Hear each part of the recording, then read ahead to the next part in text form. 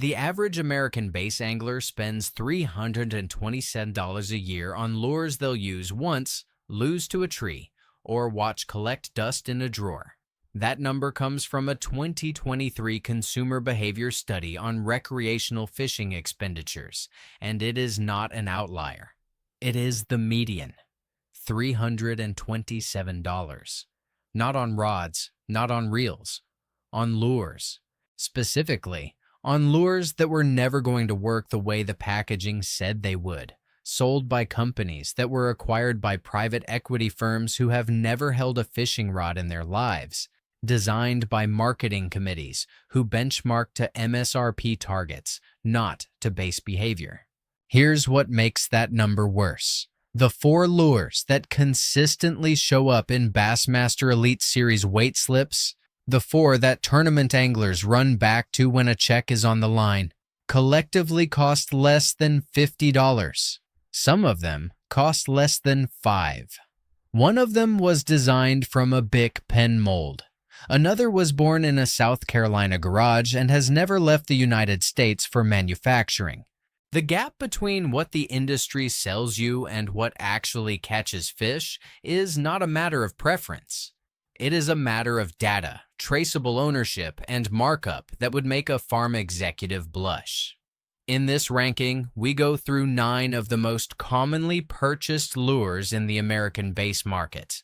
We evaluate 5 criteria: verified manufacturing origin, OEM cost relative to retail price, documented tournament performance on the Bassmaster and Major League fishing circuits, durability data from independent user reviews on Tackle Warehouse and Bass Resource, and finally, the trade-off each lure forces you to make. 9 lures, 5 get cut, 4 make the box. Stay until the end, because the number 1 lure in this ranking has been sitting in clearance bins at every Bass Pro Shops in the country for a decade. And it is the most tournament-proven soft plastic ever poured. We start at the bottom, the lure that sells the loudest promise for the most money and delivers the least of both. The first lure in the trash pile is the Rapala DT6, retailing at $13.99 to $15.99, depending on your retailer. The DT stands for Dives To, and the DT6 is supposed to hit 6 feet of depth. Rapala's marketing positions this as precision engineering, the Finnish heritage, the hand-tuned swimming action, the balsa construction. Here is what the balsa construction actually means in 2024.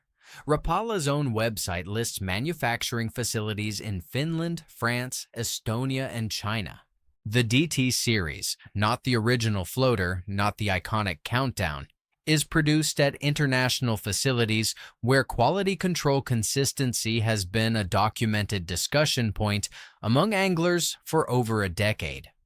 On the Bass Resource Forum, a thread titled Rapala Quality Going Downhill from user CrankItDeep10 in 2022 accumulated 47 replies in 72 hours, with multiple users reporting inconsistent lip alignment and hook hangers that required retuning out of the box.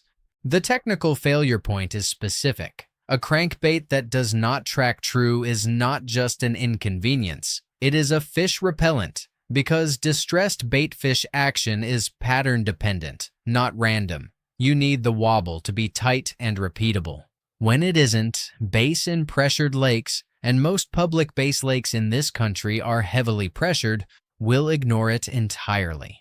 The material cost of an ABS plastic crankbait body with a Lexan lip, 2 treble hooks, and a split ring assembly manufactured at OEM scale is estimated at $1.80 to $3.20 per unit, based on wholesale catalog pricing from global sources for comparable 60mm hard bait specifications. At $14.99 retail, the markup exceeds 400%. The honest trade-off. The DT6 is a recognizable brand name with genuine heritage.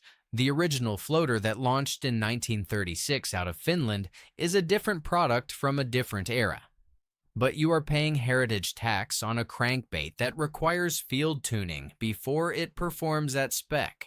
The veredito is simple. You're paying $15 for a reputation that was built by a different lure. That is not a deal. That is brand equity laundering. The pattern repeats. The badge gets more expensive. The plastic inside does not.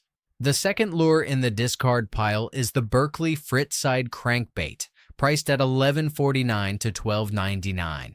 Berkley is owned by Pure Fishing, which was acquired by Sycamore Partners, a New York-based private equity firm, from Newell Brands in November 2018 for $1.3 billion, according to a Newell press release filed with the SEC. Before Sycamore, Pure Fishing was owned by Newell. Before Newell, it was owned by Jarden Corporation, which acquired it in 2007 for $400 million. The brands you know, Abu Garcia, Berkley, Fenwick, Shakespeare, Ugly Stick, are all consolidated under this one private equity umbrella. That history is public record, disclosed in SEC filings, and relevant to exactly one question. When a company changes hands 3 times in 17 years, and each acquirer is optimizing for EBITDA and exit multiples, who is watching the hook gauge on the crankbait? The Frit-Side's specific failure point is documented in Tackle Warehouse user reviews. Multiple verified purchases note that the hooks, a cost center that PE-owned companies historically compress, are undersized for the lure body at the 5/8-ounce weight class, resulting in fish lost on the hook set in open water. One reviewer, username LedgeFishinKY, posted in March 2023, "Beautiful bait. Lost 3 fish in the first afternoon because the hooks fold at the point under pressure. Swapped to owner ST36X and it was a different lure. That is a $4 aftermarket hook upgrade on a $12 lure that requires a hook upgrade. Your real cost is $16. The Frit-Side's flat-sided profile does generate a legitimate tight wobble in cold water post-turnover. That is not marketing. That is physics confirmed by flat-sided crankbait behavior in water temperatures under 55 degrees Fahrenheit. Documented by Bass Angler Magazine field testing in the Ozarks in October 2022. That is the one honest thing the lure does. The trade-off. It does that one thing with underspecified hooks that you will need to replace. A lure that requires you to spend more money to become functional is not a value. It is a down payment. The pattern that repeats is always the same. The name on the package grows. The component inside it does not. The third lure in the discard zone is the Strike King KVD 1.5 square bill, retailing at $8.99 to $9.99. This one is more complicated than the Rapala or the Frit-Side because the KVD 1.5 actually catches fish. That part is not in dispute. Kevin Van Dam was a 4-time Bassmaster Classic champion and one of the most decorated tournament anglers in American history. His name on a lure carries legitimate technical credibility, not just marketing weight. The square bill design, a wide square lip that deflects off hard cover and triggers reaction strikes, is a proven concept with documented results in heavy cover situations. Multiple top 10 finishes on the Bassmaster Elite Series in 2021 and 2022 included square bill crankbaits in the weight slips. So far, so good. Here is where the analysis gets harder. The 1.5 is Strike King's entry-level square bill, and its hook quality reflects that position. The treble hooks that ship with the production model are Strike King's stock wire hooks, not the Gamakatsu grade hardware that ships with the company's tour grade hard baits. User reviews on Bass Resource from anglers in the R Bass Fishing thread, KVD 1.5 versus other square bills, from January 2023, consistently note hook deflection on the 1-2-ounce model when targeting fish near laydowns with heavier braid. The design works. The execution at this price point has a well-documented weak link, and the weak link is the first thing bass put pressure on. This is the middle of the bad zone, a product that is almost there but charges you for the name of someone who never used this exact specification. The pattern that repeats is always the same. The name on the package grows. The component inside it does not. Here, the pattern changes, not in the packaging, in the numbers. The fourth lure in this ranking is the Strike King Tour Grade Football Jig, priced at $3.99 to $5.99, depending on weight class. And it is the first item in this list where the price and the performance point in the same direction. The football jig, a wide, flat-shaped lead head that keeps the lure upright on rocky bottom structure, is one of the most documented big bass producers in deep water situations. The format itself is not new. Ledge fishing with football jigs on Tennessee Valley Authority impoundments like Chickamauga, Guntersville, and Wheeler has been a documented summer pattern since at least the 1990s, when anglers began mapping the same creek channel drops that persist in those reservoirs today. What separates the Strike King Tour Grade version from the generic is a specific component combination. A 60-degree round bend Gamakatsu hook at this price point. Gamakatsu hooks are manufactured in Japan with a documented heat treat process that produces consistent temper, meaning the wire bends before it breaks, and the tip retains its point through multiple hook sets. That is a verifiable metallurgical difference, not a marketing claim.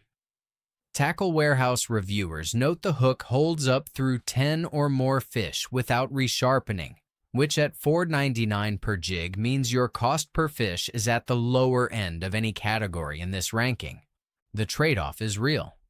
The powder coat paint on the head chips. On rocky ledges, it chips fast. Color matching to forage is an accepted factor in clear water fisheries like Table Rock or Bull Shoals, and a chipped jig in clear water is fishing at a disadvantage. The fix? Carry a permanent marker. A green pumpkin marker over a chipped watermelon head takes 11 seconds and costs nothing. The weakness exists. It is secondary. The thing that matters, the hook and the profile, works. The Veredito. This is the first lure in the ranking where you are paying for the component that catches fish, not the margin that funds a private equity firm's management fee. The fifth lure is the Zoom Trick Worm, and this is where the analysis shifts from mitigation to validation. The Trick Worm retails at $3.99 to $4.99 for a 20-count bag. 20 worms, that is 20 cents per bait. Zoom Bait Company is based in Bogart, Georgia. The company has manufactured soft plastics domestically for decades, not in China, not in a facility acquired by a conglomerate, but in Georgia. That is a verifiable fact, confirmed by the company's own production documentation and referenced in multiple tackle industry profiles.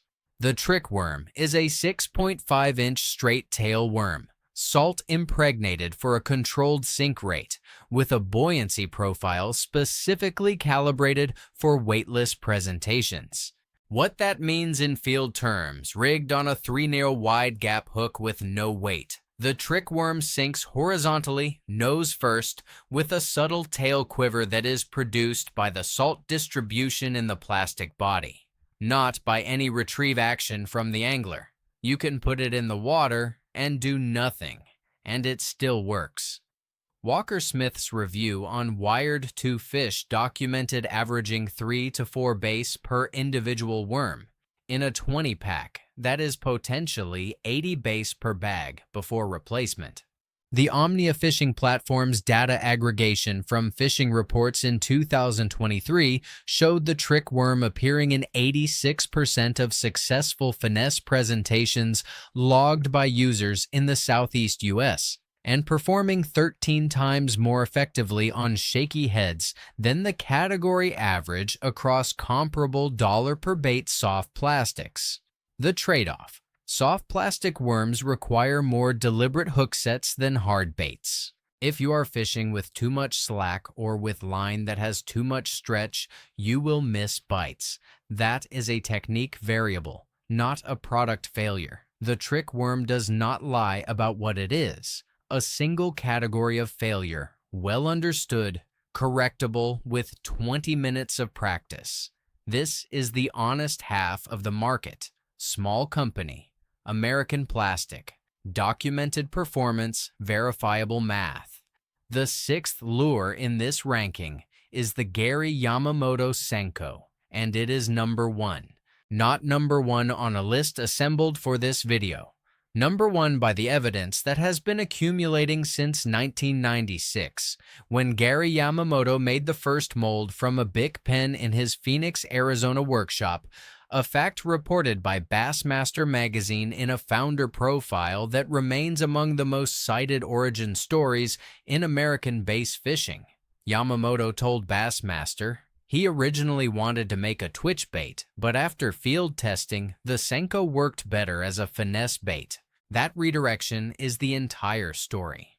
A founder who let the fish tell him what the lure was for. Gary Yamamoto Custom Baits is still founder-influenced and independently operated out of Apache Junction, Arizona.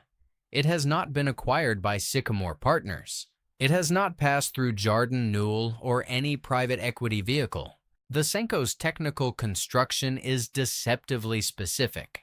The plastic formula contains a proprietary salt and mineral blend that produces a density asymmetry between the core and the body wall. That density difference is what creates the horizontal fall and the bilateral shimmy on the descent, not the shape and not the salt loading alone. Multiple imitators have tried to replicate the formula. Some catch fish. None produce the same fall rate and shimmy combination, as independently evaluated by Bass Resource Forum users in a 2022 thread titled Senko Clones, the Definitive Test, where user Sticky Fingers CA ran 7 clone brands against the original in a controlled dock test using a GoPro underwater camera mounted at 6 feet. The original Senko's fall rate was measurably slower and its side-to-side oscillation was consistently wider than all tested clones at the same rigging weight. The 5-inch model, the 910 series, retails at $749 to $899 for a 10-pack, 75 cents to 90 cents per bait. On the Tackle Warehouse Review Archive, the Senko has accumulated more than 2,000 verified ratings with an average of 4.9 out of 5.0 across all color variants. Fish USA reviewers consistently note catch rates across species beyond bass, walleye, pike, smallmouth in clearwater Great Lakes conditions, because the horizontal fall triggers predatory response across multiple species that opportunistically feed mid-column. The 6-inch 9L series Senko was used to catch a verified 10.2 to 7-pound spotted bass, a world record, by California tournament angler Brian Shishido in competition. That catch is on record. This is not a testimonial. It is a citation. The weakness of the Senko is concrete and not contested. The soft plastic is intentionally tender. That density that creates the action also means the bait tears quickly, particularly when wacky rigged without an O-ring. The fix has been standardized among tournament anglers for years. A VMC or Gamakatsu O-ring applied at the midpoint before rigging. With an O-ring, the bait's expected rigging life increases by 3 to 4 times, confirmed by angler reports across our Bass Fishing and Bass Resource. Without one, you're burning through 2 to 3 Senkos per session. With one, the math drops to fractions of $1 per fish. A founder who listened to the water. A formula no competitor has replicated in 28 years. A record fish. Tournament anglers who reach for it when the check matters. That is what this ranking was built to prove. The lure market in the United States operates on a predictable and repeatable mechanism. Private equity buys heritage brands, compresses component costs, maintains retail price, and funds the compression with marketing budgets that show up as pro-staff endorsements on television and social media. The brand name on the package grows more visible every year. The component inside it, the hook wire gauge, the hook eye diameter, the material density, the lip tolerances, is adjusted quarterly to protect margin targets set by fund managers who measure fishing tackle performance in EBITDA, not base per session. This is not an accusation. It is a description of a publicly documented ownership structure. Sycamore Partners, a New York private equity firm, paid $1.3 billion for Pure Fishing in 2018. That $1.3 billion does not come from charitable intent. It comes from acquiring assets that generate cash flow by maintaining retail price while managing input costs.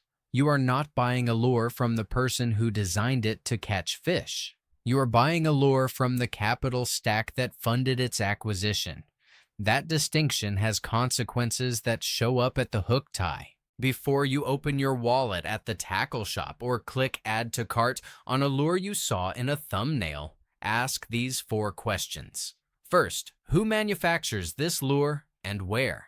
If the answer is a holding company with assets under management listed in a press release and production facilities listed on 3 continents, you are buying through a margin structure. Second, what is the hook source? If the package does not specify Gamakatsu, VMC, or owner, the hook is a cost center, not a design feature. Third, has this lure produced documented tournament weight slips in the last 3 years on the Bassmaster Elite Series or MLF circuit? Not an ambassador post, not a sponsored video. Tournament weight slips, which are publicly reported. Fourth, is the weakness disclosed anywhere, or does the manufacturer only communicate in superlatives? A brand that will not tell you what the lure does badly is a brand that does not trust you to evaluate the trade-off. 4 lures pass that filter. The Senko passes all 4. The Zoom Trick Worm passes all 4. The Strike King Tour Grade Football Jig passes 3 and has a disclosed weakness with a disclosed fix. The Z-Man Jackhammer Chatterbait passes all 4 with a price point that reflects what you are actually buying. A Gamakatsu hook, a hand-tied silicone skirt, a stainless blade co-designed with Evergreen International, and more Bassmaster Tour-level wins logged against its name than any other vibrating jig on the market, according to its specification sheet, which sources the claim to competitive circuit data. These 4 lures cost a combined $42 to $57 depending on where you buy them. They cover finesse, deep structure, mid-depth reaction, and shallow cover. That is most of what a season asks for. Now, the question that belongs in the comments: what is the most expensive lure you ever bought that you now know was a waste of money? And what did you finally replace it with that actually worked? Don't be vague about it. Tell us the lure, the price, and what replaced it. The real data lives in those comments, and that is where the next ranking starts.